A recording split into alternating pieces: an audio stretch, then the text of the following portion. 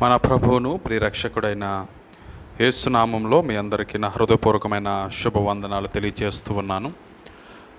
మన బైబిల్ స్టడీలో భాగంగా ఆదికాండాన్ని మనం ధ్యానిస్తూ వస్తున్నాం.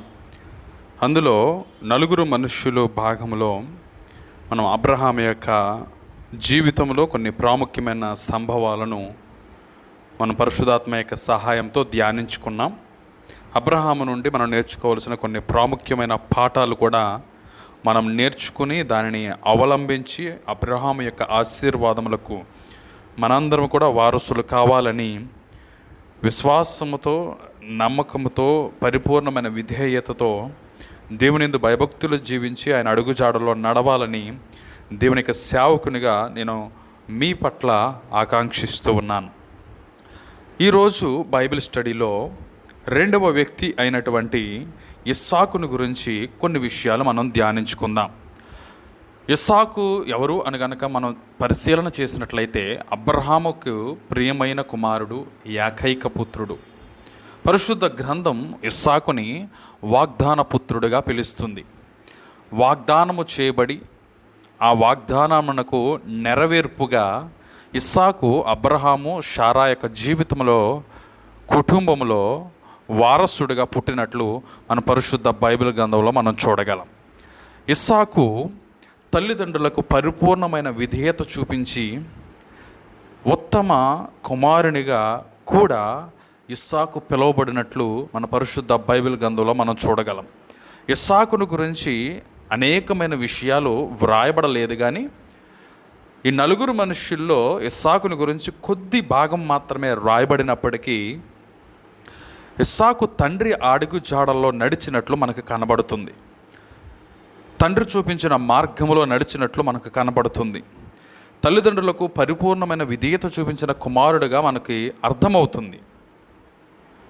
తండ్రి చూపించిన స్త్రీని వివాహము చేసుకుని కుటుంబంలో స్థిరపడినట్లు మన పరిశుద్ధ బైబిల్ గ్రంథంలో మనం చూడగలం. ఇస్సాకు నుంచి మనం నేర్చుకోవలసిన ఒక ప్రాముఖ్యమైన విషయం ఏమిటి అంటే, అబ్రహాము ఇస్సాకుకి తెలియచేసి ఉంటాడు, నువ్వు వాగ్దానము చేయబడిన తర్వాత పుట్టిన కుమారునివి, నీ ద్వారా దేవుడు నన్ను దీవిస్తానన్నాడు, నా సంతానాన్ని దీవిస్తానన్నాడు, నన్ను ఒక దేశంగా మారుస్తానన్నాడు అని దేవుడు తన జీవితంలో చేసిన ఆశ్చర్యకార్యాలన్నిటినీ కూడా ఇస్సాకుకి తెలియచేసి ఉంటాడు. కాబట్టి ఎలాంటి అవిధేయత, ఎలాంటి అపనమ్మకము, అవిశ్వాసము లేకుండా పరిపూర్ణమైన విధేయతతో ఇస్సాకు తన తండ్రి ఎదుట నడుచుకున్నట్లు మనకి కనపడుతుంది.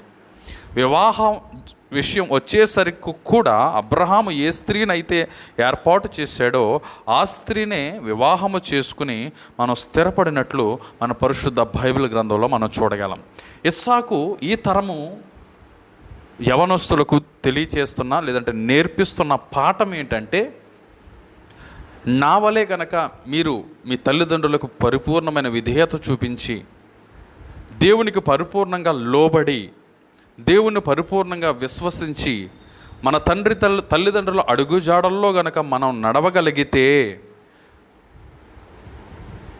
ఏ విధంగా దీవించబడతాడు, ఏ విధంగా దేవుడు ఆ వ్యక్తిని ఆశీర్వదిస్తాడు అనే దానికి ఇస్సాకు ఒక ఉదాహరణగా కనపడుతున్నాడు.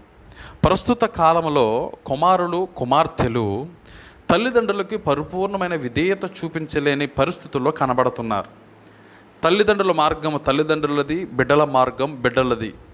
లోకమంతా అలాగే నడుస్తుంది. అయితే విశ్వాసమైన నీవు, దేవుని నమ్ముకున్న నీవు, దేవుని అడుగుజాడల్లో నడుస్తున్న నీవు మాత్రం ఇస్సాకు వలె తల్లిదండ్రులకు పరిపూర్ణమైన విధేయత చూపించి వారి అడుగుజాడలో నడుస్తూ, వారి భక్తి మార్గంలో నడుస్తూ, వారి విశ్వాసాన్ని అవలంబిస్తూ, వారి వాగ్దానాలన్నింటినీ కూడా మీ వాగ్దానాలుగా భావించి ఇస్సాకు వలె ముందుకు సాగగలిగితే మీ తల్లిదండ్రులను దేవుడు ఏ విధంగా అయితే హెచ్చించాడో, మీ తల్లిదండ్రులను దేవుడు ఎలా అయితే దీవించాడో మిమ్మల్ని కూడా ఆ విధంగా దీవిస్తాడు అని చెప్పడంలో ఏమాత్రమూ సందేహం లేదు.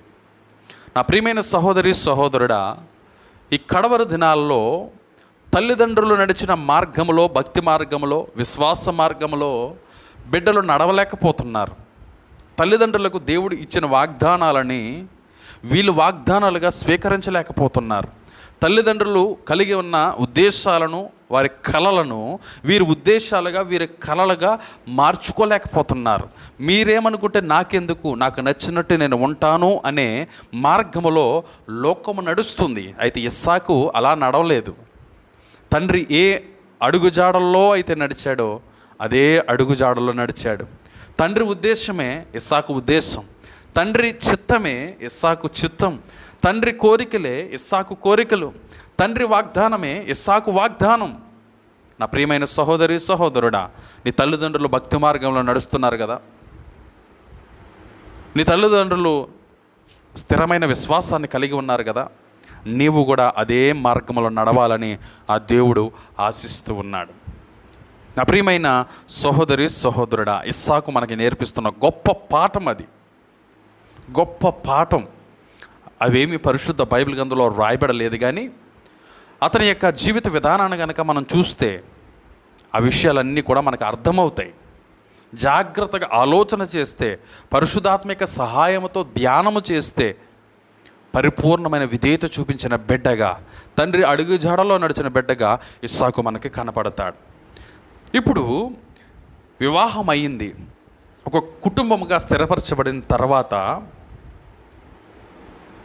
అబ్రహాము చనిపోయిన తర్వాత అబ్రహామును పాతిపెట్టి తిరిగి తన జీవిత విధానాన్ని కొనసాగించుకుంటున్న సమయంలో 26వ అధ్యాయం వచ్చేసరికి ఆదికాండంలో తన తండ్రి అబ్రహాము బ్రతుకున్నప్పుడు ఎలా అయితే కరువు వచ్చిందో ఇస్సాకు రోజుల్లో కూడా కరువు ఏర్పడినట్లు మనం పరిశుద్ధ బైబిల్ గ్రంథంలో చూస్తాం. 26వ అధ్యాయం కనుక మనం చూస్తే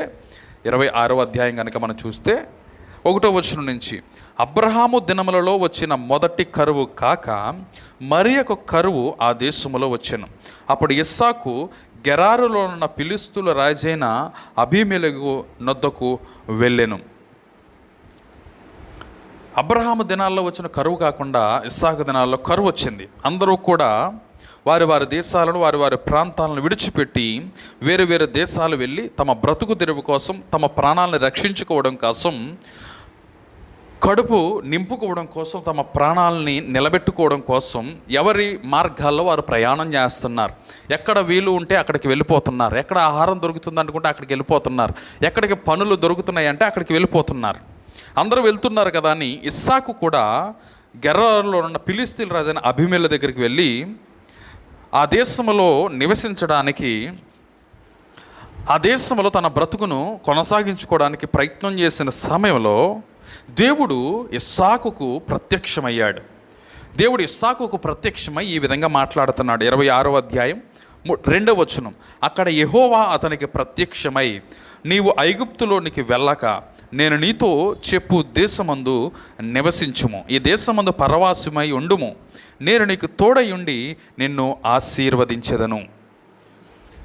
దేవుడిని యెహోవా ప్రత్యక్షమయ్యి, అందరూ ఐగుప్తు దేశం వెళ్ళిపోతున్నారు కదా, నువ్వు ఐగుప్తు దేశం వెళ్ళడానికి వీల్లేదు, నువ్వు ఉన్న చోటనే నువ్వు ఉండు, నేను ఏ చోటలో ఉండమన్నానో, ఏ దేశంలో ఉండమన్నానో అదే దేశంలో ఉండు, నేను నీకు తోడై ఉంటాను, నిన్ను ఆశీర్వదిస్తానని దేవాతి దేవుడు ఇస్సాకుతో మాట్లాడుతున్నట్లు మనం చూడగలం. 4వ వచనంలో అంటుంది కదా, యాలయనగా నీకును నీ సంతానమునకును ఈ దేశములన్నీ ఇచ్చి నీ తండ్రి అయిన అబ్రహాముతో నేను చేసిన ప్రమాణమును నెరవేర్చి ఆకాశ నక్షత్రం వలన నీ సంతానము విస్తరింపజేసి ఈ దేశములన్నీ నీ సంతానమునకు ఇచ్చేదను, నీ సంతానం వలన సమస్త భూమిలోని సమస్త జనులు ఆశీర్వదించబడదురు. యాలయనగా అబ్రహాము నా మాట విని నేను విధించిన దానిని, నా ఆజ్ఞలను, నా కట్టడలను, నా నియమములను గైకొనునని చెప్పాను.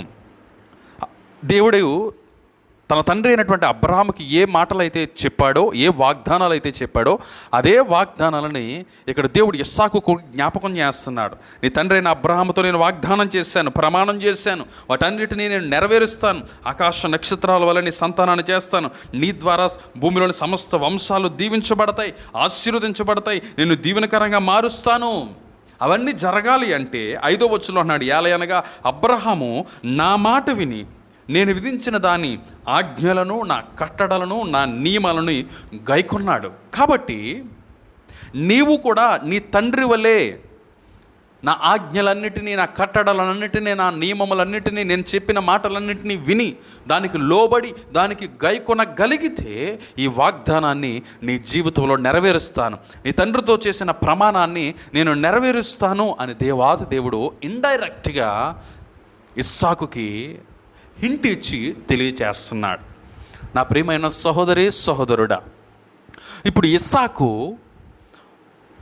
ఒక ప్రాముఖ్యమైన తీర్మానం చేసుకోవలసిన అవసరం వచ్చింది.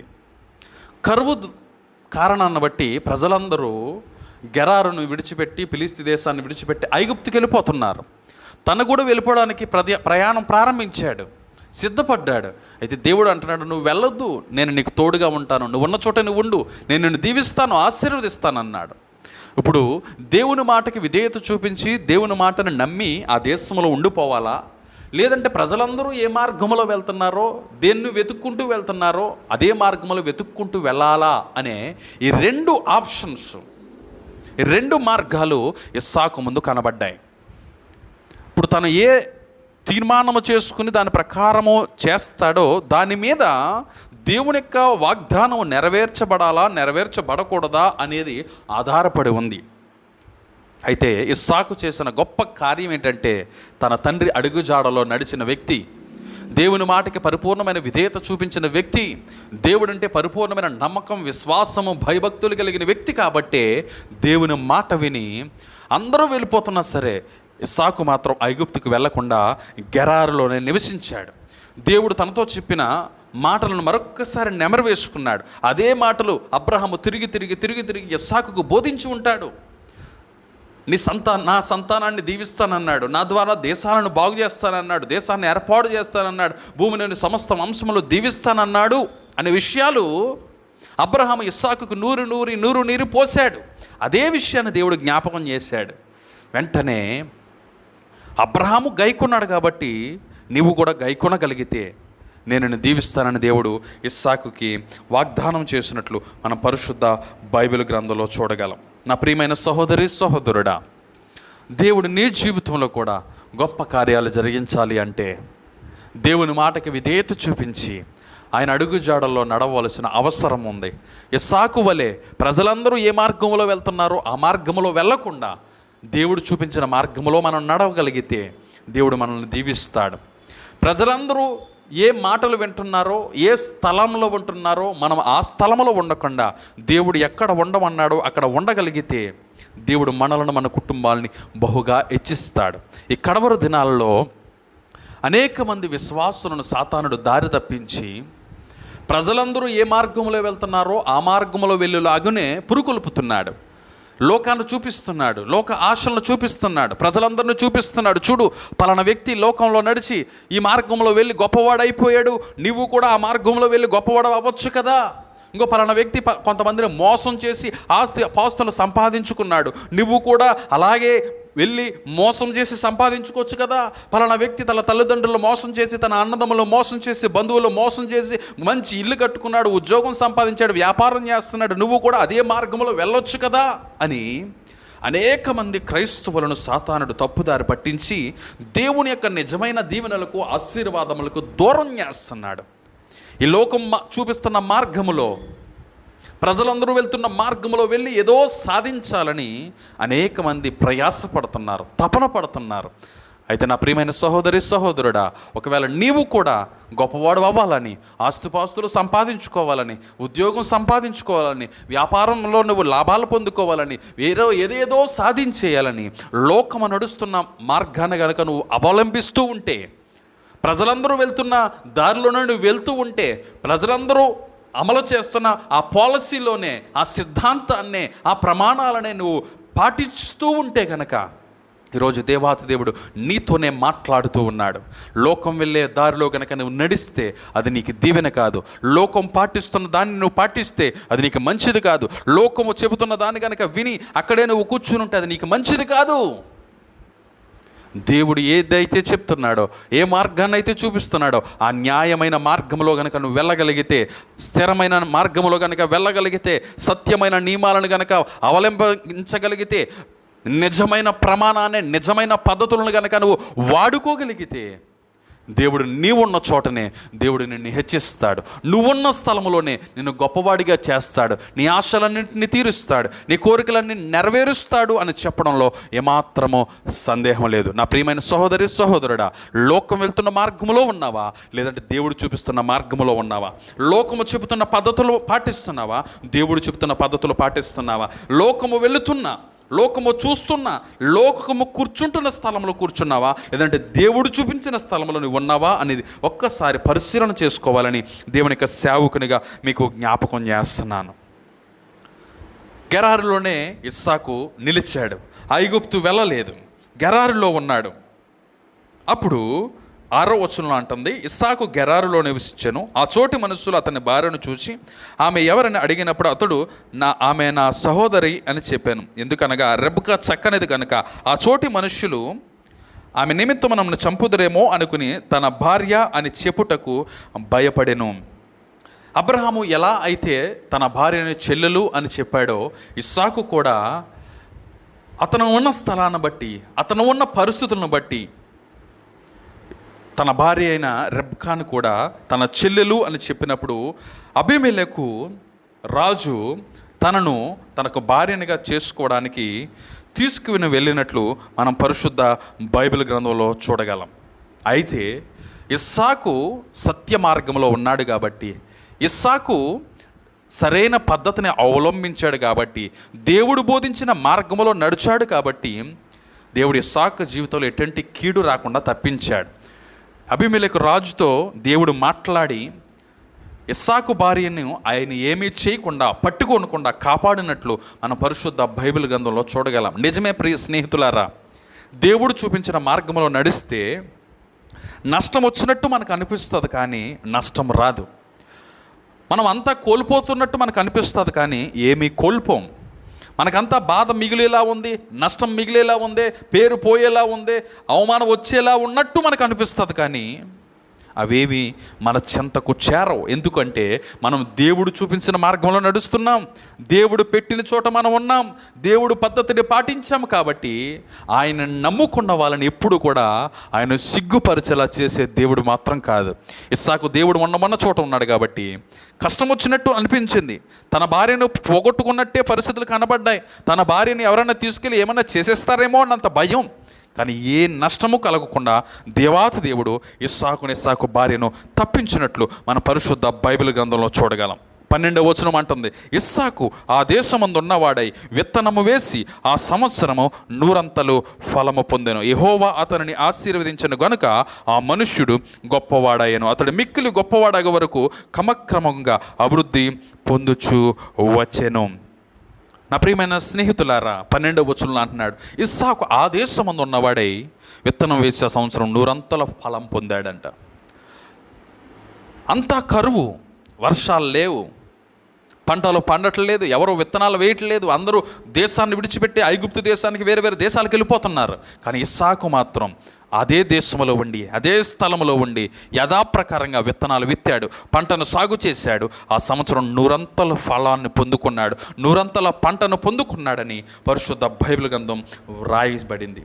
ఎందుకు 100 ఫలాన్ని పొందుకున్నాడో తెలుసా? కరువులో కూడా, వర్షాలు లేకపోయినా భూమి ఎందుకు పంటనిచ్చిందో తెలుసా? ఆ తర్వాత మాట అంటున్నాడు కదా, యెహోవా అతనిని ఆశీర్వదించను గనుక ఆ మనుష్యుడు గొప్పవాడాయెను. యెహోవా ఆశీర్వదించాడు కాబట్టి ఆ సంవత్సరం 100 ఫలం పొందింది. యెహోవా మార్గంలో నడిచాడు కాబట్టి ఆ సంవత్సరం కరువులో కూడా సమృద్ధి కలిగింది. నిజమే, సామెతల గ్రంథం 10వ అధ్యాయం 22వ వచనం చెప్తుంది కదా, యెహోవా ఆశీర్వాదమే మనకి ఐశ్వర్యాన్ని ఇస్తుంది. నరుల కష్టము చేత ఆ ఆశీర్వాదం ఎక్కువ కాదు. దేవుడే మనల్ని ఆశీర్వదించాలి. నువ్వు ఏ స్థలంలో ఉన్నావు అనేది ముఖ్యం కాదు, నువ్వు ఏ దేశంలో ఉన్నావు అనేది ముఖ్యం కాదు, అక్కడ కరువు ఉందా లేదా అనేది ముఖ్యం కాదు, వర్షాలు పడుతున్నాయా లేదా అనేది ముఖ్యం కాదు, ప్రజలందరూ మంచిగా ఉన్నారా లేదా అనేది ముఖ్యం కాదు, లాభాలు వస్తాయా లేదా అనేది ముఖ్యం కాదు. దేవుని మార్గంలో నడిచి దేవుని పద్ధతిని అవలంబించావా లేదా అనేదే ప్రాముఖ్యమైన విషయం. దేవుడు చెప్పిన దానికి విధేయత చూపించి నడుస్తున్నావా లేవా అనేదే ప్రాముఖ్యమైన విషయం. ఆయన మీద ఆధారపడుతున్నావా లేదా అనేదే ప్రాముఖ్యమైన విషయం. ఇస్సాకు దేవుని మీద ఆధారపడ్డాడు, దేవుని మాటకు విధేయత చూపించాడు కాబట్టి దేవుడు అతన్ని ఆశీర్వదించాడు. క్రమక్రమంగా మిక్కిలి గొప్పవాడగు వరకు క్రమక్రమంగా అభివృద్ధి చెందుతూ వచ్చాను. గొప్పవాడ అయ్యేంత వరకు క్రమక్రమంగా దేవుడు దీవిస్తూ వచ్చాడు. నా ప్రియమైన సహోదరి సహోదరుడా, నీవు కూడా క్రమక్రమంగా అభివృద్ధి చెందాలి అంటే ఒకటే మార్గం. నువ్వు క్రమక్రమంగా విస్తరించాలి అంటే ఒకటే మార్గం. నీ సంఘము క్రమక్రమంగా అభివృద్ధి చెందాలి అంటే ఒకటే మార్గం. నీ కుటుంబము, నీ పిల్లలు, నీ వ్యాపారము, నీ ఉద్యోగము, నీ పని, నీ పాడి పంటలు అన్నీ కూడా క్రమక్రమంగా వృద్ధిలోనికి రావాలి అంటే, క్రమక్రమంగా అభివృద్ధి చెందాలి అంటే ఒకటే మార్గం. నువ్వు ఉన్న చోటనే దేవుని మాటకు నమ్మి, దేవుని మాటకి విధేయత చూపించి, ఆయన చెప్పిన పద్ధతిని పాటించి, ఆయన ఆజ్ఞలను గైకొనగలిగితే, ఆయన చూపించిన మార్గంలో నడవగలిగితే దేవుడు నిన్ను క్రమక్రమంగా వర్ధిల్లింపచేస్తాడు. 14వ వచనం అంటుంది కదా, అతనికి గొర్రెలు ఆస్తియు, గొడ్ల ఆస్తియు, దాసులు గొప్ప సమూహం కలిగినందున ఫిలిష్తీయులు అతని యందు అసూయపడిరి. ఫిలిష్తీయులు అతని యందు అసూయపడ్డారు. తన చుట్టూ ఉన్నవారు ఇతను చూసి అసూయపడే విధంగా దేవాతి దేవుడు ఇస్సాకుని హెచ్చించాడు. వారికి ఎందుకు అసూయ వచ్చిందో తెలుసా? కరువు వచ్చిందని ఎవరూ విత్తనాలు వేయలేదు, అందరికీ నష్టమే. కరువు వచ్చినా ఇస్సాకు విత్తనం వేశాడు, అంతా లాభమే. కరువు వచ్చిందని వారి భూములు, పొలాలు అన్నీ వదిలేసి అందరూ పారిపోతున్నారు. కానీ ఇస్సాకు మాత్రం కరువు వచ్చినా అదే తన పొలాన్ని సేద్యపరుచుకుని లాభాన్ని పొందుకున్నాడు. నా ప్రియమైన సహోదరి సహోదరుడా, ఎవరైనా నువ్వు వర్ధిల్లటాన్ని చూసి, నువ్వు పైకి రావడాన్ని చూసి అసూయ పడుతున్నారు అంటే దేవుడు నిన్ను క్రమక్రమంగా హెచ్చిస్తున్నాడని అర్థం. ఎవరైనా నిన్ను చూసి కిందకి లాగాలని చూస్తున్నారు అంటే నువ్వు మంచి మార్గంలో నడుస్తున్నావు అని అర్థం. ఎవరైనా నీ అభివృద్ధిని తట్టుకోలేకపోతున్నారు అంటే దేవుడు నీ పక్షాన ఉన్నాడని అర్థం.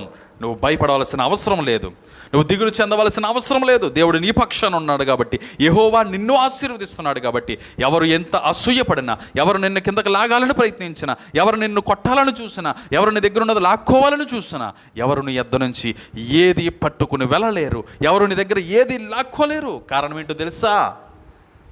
యెహోవా నిన్ను ఆశీర్వదిస్తున్నాడు. నువ్వు సంపాదించుకున్నది కాదది, నీ కష్టం వల్ల వచ్చింది కాదది, యెహోవా ఇచ్చినది, యెహోవా నీకు అనుగ్రహించినది. కాబట్టి నా ప్రియమైన సహోదరి సహోదరుడా, ఇతరులు నిన్ను చూసి అసూయపడే విధంగా దేవుడు నిన్ను దీవించాలి అంటే, నీ చుట్టూ ఉన్నవారు నీ అభివృద్ధిని చూసి తట్టుకోలేకుండా చేతులు కాళ్ళు తొక్కుకునే విధంగా నువ్వు వృద్ధిలోనికి రావాలి అంటే, క్రమక్రమంగా అభివృద్ధి చెందాలి అంటే ఒకటే మార్గం.